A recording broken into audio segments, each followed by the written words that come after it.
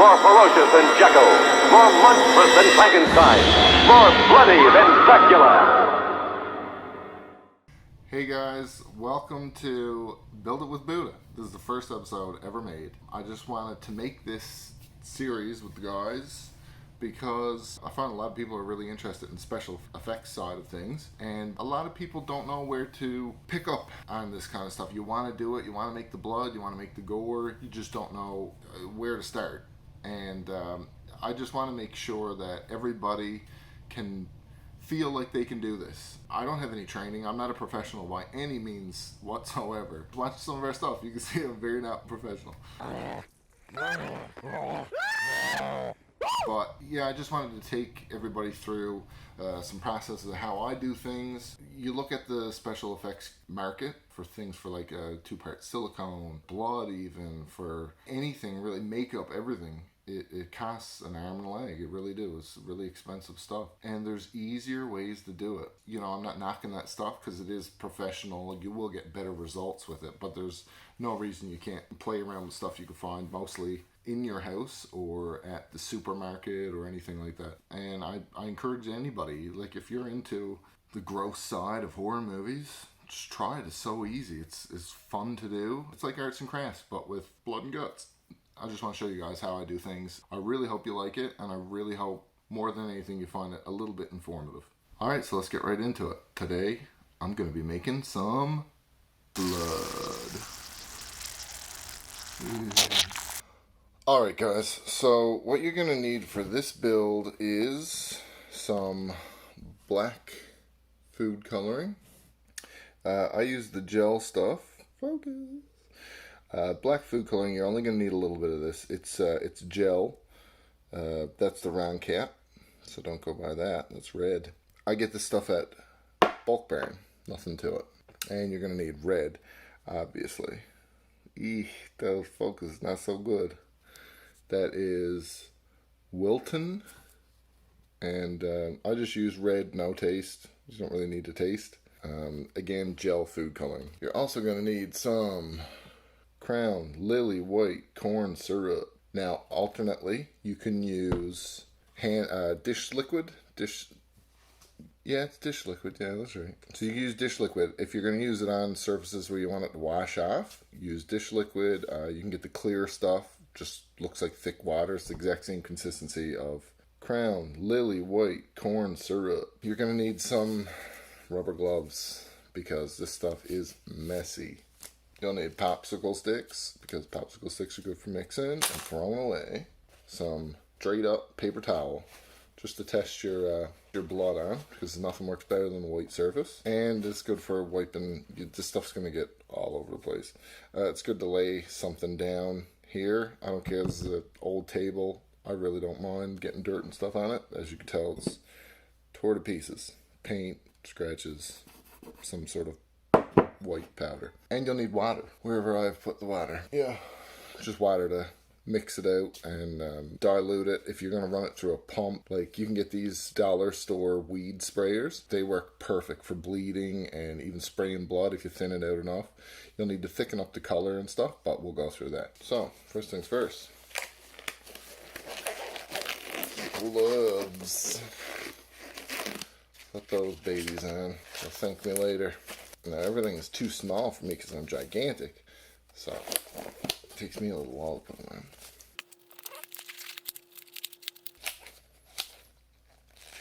Alright, so usually what you want is about a cup of Crown Lily White Corn Syrup. I usually eyeball it because, you know, whatever. It's about a cup, give or take. You can take your red gel food coloring, open that sucker up, and you're going to use the whole thing. Just pop that right in there. And like I said, this is a small batch for, like, you could use this for putting on prosthetic that you make, or even just having it coming out of your mouth. Like, this stuff is great. You can put it in your mouth, it's fine. It even tastes kind of good. I've gotten compliments on how great this stuff tastes. It just tastes like sugar. It's just corn syrup and food coloring, really. Unless you make the dish liquid stuff, which is not so fun to put in your mouth. And that has happened before. You want to just give it a mix. This is the longest part of this. Making sure it's all mixed right throughout. It looks pretty good. Now what you get right here is this candy apple red. And yeah, this is great just alone, just for some real campy stuff. If you want to make it really obviously fake blood, that's your guy. You know, I would never use it. Unless we really wanted to make a real campy looking. But yeah, it looks decent. People get the idea. What you're going to do next, it's also good to have a garbage can ready to go. What you're going to do next, take your black, and you just want a touch. This stuff is potent. You just want a touch of this stuff, and just eyeball it with the sheet of paper, and you just mix that in. And maybe I didn't show that just so good. All you need is a touch. Not very much at all. That's all I put in there. Make sure it's good and mixed throughout. The red doesn't look translucent, but it is when it's thinned out, so you'll be able to see just how well it's mixed. Alright, so now just with that little tiny bit of food coloring, you can see a difference there. Not a big difference, so we'll have to add a little bit more.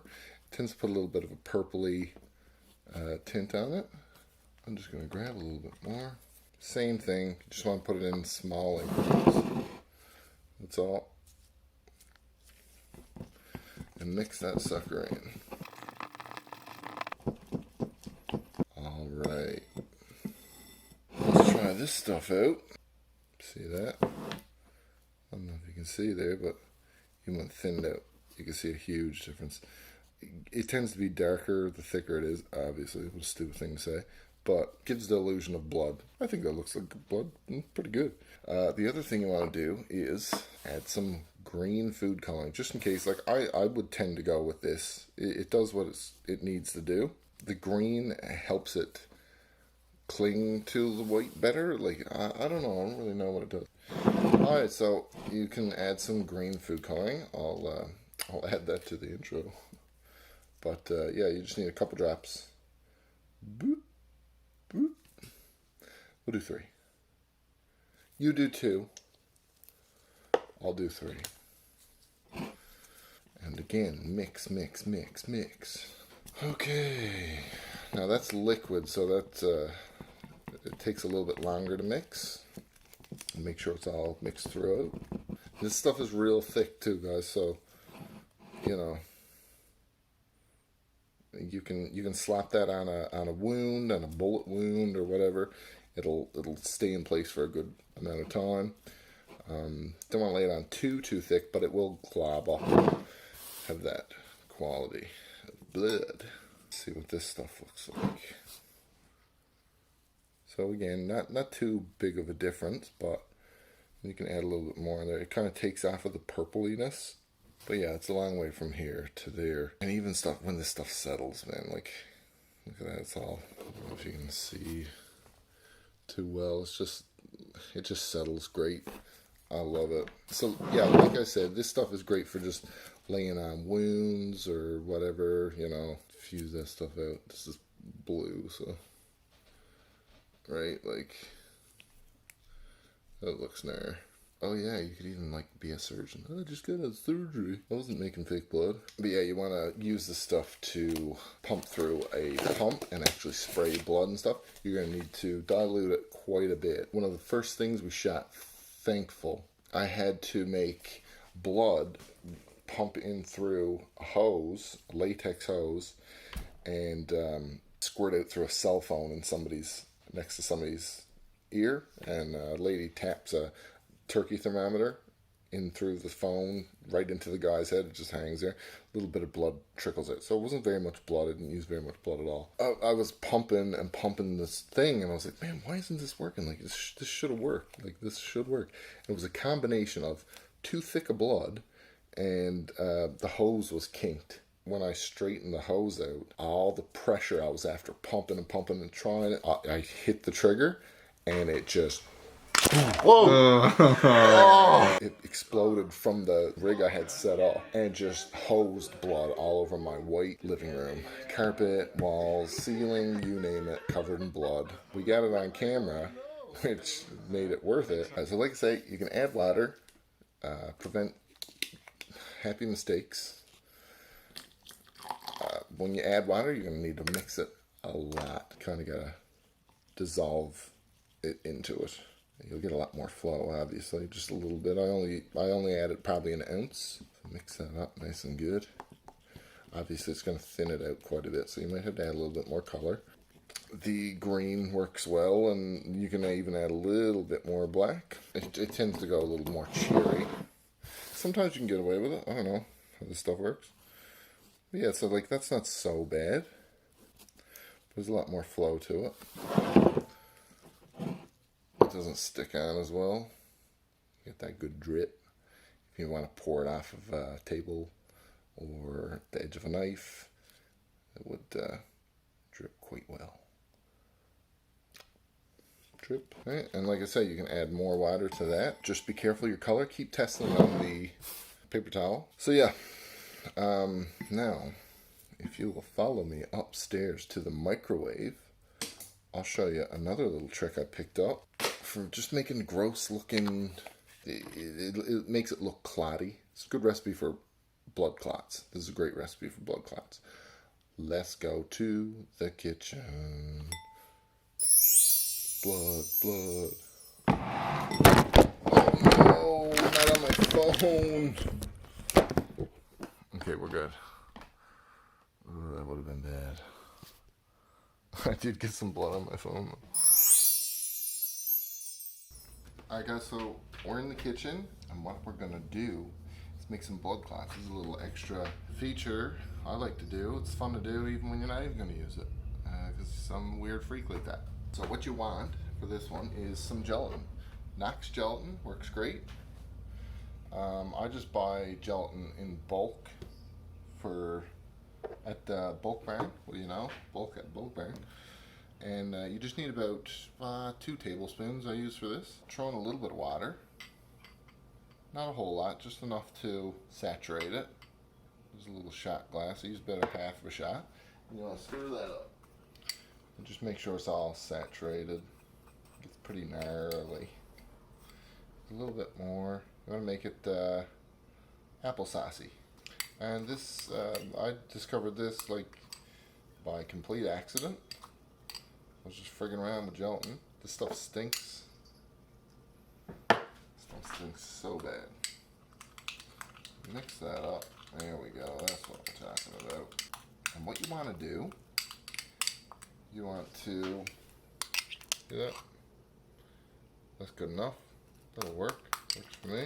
What you want to do is you want to microwave that for no longer than 8 seconds at a time. It'll get soft and it'll eventually turn into liquid, but you don't want to overboil it because that ruins the gelatin, and this effect might not work out for you so well. And this is one of my favorite things just because it's like so minimal. You don't need to do anything. It just does it. It does it for you. It's great. We're back. 8 seconds. We haven't used this in any of our stuff yet. I used a hardened form of it for the mummer. When Francois gets slit and his guts fall out, an intestine comes out that I'd made from silicone caulking, actually. It was a intestine and some of this gelatin that had hardened that I just left in the fridge in some blood. It don't look like anything in particular. It just looks like gross gore, and that's the funnest part. So you want to take it out. 8 seconds already, you can see it's liquid. Right, that's liquid. And that is what you want, my friend. Make sure those little granules of gelatin are nice and melted in there. I'm going to nuke it for another 5 seconds. Just keep an eye on it. And yeah, be careful when you're taking it out because the bowl do tend to get pretty hot with this stuff. Okay, so yeah, here we have it. And what you're going to do, you're just going to pour that in, not in one big plop, but just kind of like spread it around. Right.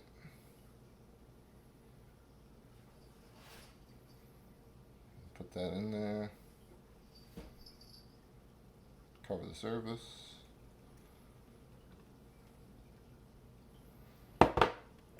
And mix it up. Let that all mix in there. And what that's going to do is thicken up the blood that it binds to and make these real gross looking blood clots. And I mean, they're real gross looking. Look at that. Oh my God. That is so gross. Do you see? It's just clotty and gnarly. Oh my goodness.